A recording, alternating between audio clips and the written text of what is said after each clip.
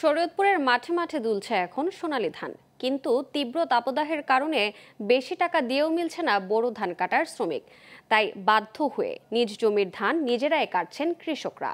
দিনে সূর্যের প্রখর তাপ থাকায় এ ধান তারা কাটছেন চাঁদের আলোয়। আর কৃষি বিভাগ বলছে হিটস্ট্রোক এড়াতে রাতে ধান কাটছে কৃষকরা। তবে দ্রুত ধান কাটতে হারভেস্টার ব্যবহারের পরামর্শ দিয়েছে তারা। শরীয়তপুর থেকে সাইফুল ইসলাম আকাশের তথ্যচিত্রের ডেস্ক রিপোর্ট। তীব্র তাপদাহে বিপাকে পড়েছেন শরীয়তপুরের বোরো ধান চাষিরা। বেশি গরমের কারণে দিনে কাটতে পারছেন না পাকা ধান, এজন্য বেশি টাকা দিয়েও পাচ্ছেন না ধান কাটার শ্রমিক। কারণ দিনে গরমে হিট স্ট্রোক আর রাতে রয়েছে সাপসহ বিভিন্ন জীবজন্তুর ভয়। কিন্তু সব ধান পেকে যাওয়ায় বাধ্য হয়েই চাঁদের আলোতে ধান কাটছেন কৃষকরা। এতে স্বস্তিও মিলছে তাদের। ওই দিনের বেলা মনে করেন যে রৌদ্র, এর ভিতরে পরিশ্রমে ঘাম পড়তে পড়তে মানুষ স্ট্রোক করে অনেকে মারাও যায়।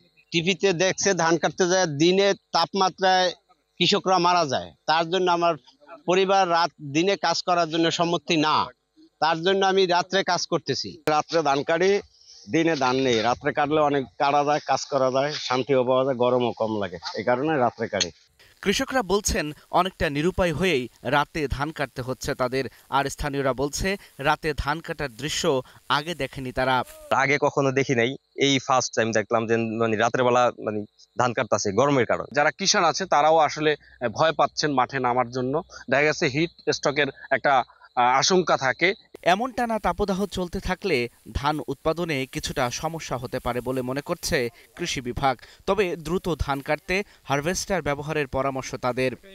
তাপদাহটাকে স্কিপ করার জন্য তারা রাতের বেলা চাঁদের আলোতে ধান কাটতেছে। তা সেক্ষেত্রে আমরা পরামর্শ দিচ্ছি যে আপনারা আমাদের যে কনভার হারভেস্টার সরকার থেকে অনেকগুলো কনভার হারভেস্টার দেওয়া হয়েছে, এই কনভার হারভেস্টারটা যদি তারা ইউজ করে অল্প সময়তে তারা তো ধান কাটতেই পারবে, সাথে সাথে যেটা হচ্ছে একটা নিরাপদভাবে বা স্বাস্থ্য ঝুঁকি মুক্তভাবে তারা ধানটা সংগ্রহ করতে পারবে।